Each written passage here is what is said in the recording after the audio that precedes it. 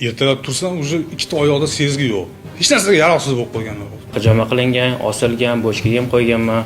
Tajriba osganimda urganman ham orqa sohillarga. Bugun ba'zi bemorlar tabiblarga borib, igna sanchish, banka qo'yish kabi muolajalardan foydalanib dardiga davo izlayapti. O'zimga qadrimga, sog'lig'imga achinayman. Hozir hech narsaga yaroqsiz bo'lib qolgan. Oilada ham, ishga ham. Gap shundaki, Toshkent viloyatida tabibga borgan erkak tanasidagi ba'zi sezish qobiliyatini yo'qotdi.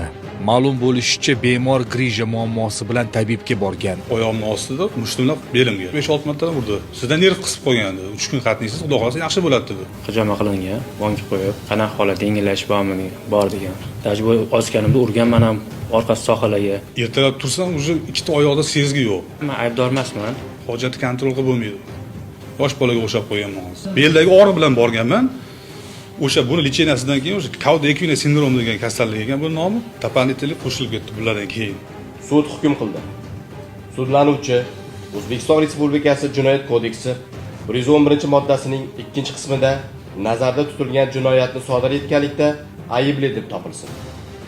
Va shu modda bilan ish haqining 20% davlat daromadi hisobiga ushlab qolgan holda 3 yil muddatga axloq tuzatish ishlari jazosi tayinlansin.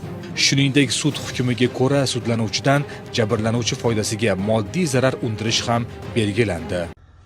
Assalomu alaykum barchaga, xayrli tong. Bitta video ko'rib qoldim.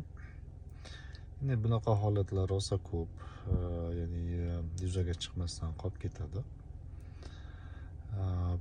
Bemorlarda, ya'ni umurtqada muammo bo'lsa, hozirda juda ko'payib ketayotgan umurtqa dischurasi.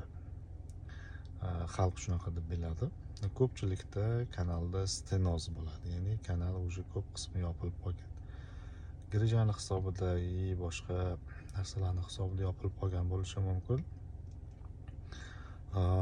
Hozir bitta video yuklamoqchiman. O'tda ham xuddi shunaqa holat bo'lgan, ko'p ehtimol bilan.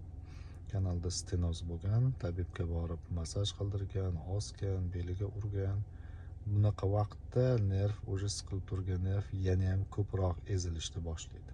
Maslahatim, sizda ham grija bilan muammo qiynayotgan bo'lsa, birinchi mutaxassisga uchrashib, sizda ham shunaqa holat bo'lsa, sizga yaxshi maslahatim birinchi MRT qilib, bel sohasida to'g'ri mutaxassisga uchrashish kerak. Chunki siz boradigan tabiblarning ko'pchiligini, ularni tibbiy ma'lumoti yo'q.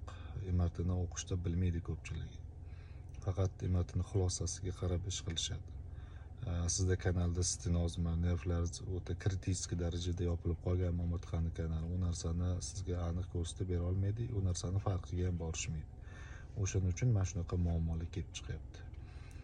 Sizda ham shunaqa muammo bo'lsa, umurtqangiz bilan bog'liq. Birinchi MRT qiling, to'g'ri mutaxassisga boring, sizga aniq diagnozni qo'yib, keyin lecheniya taktikasini tanlaydi.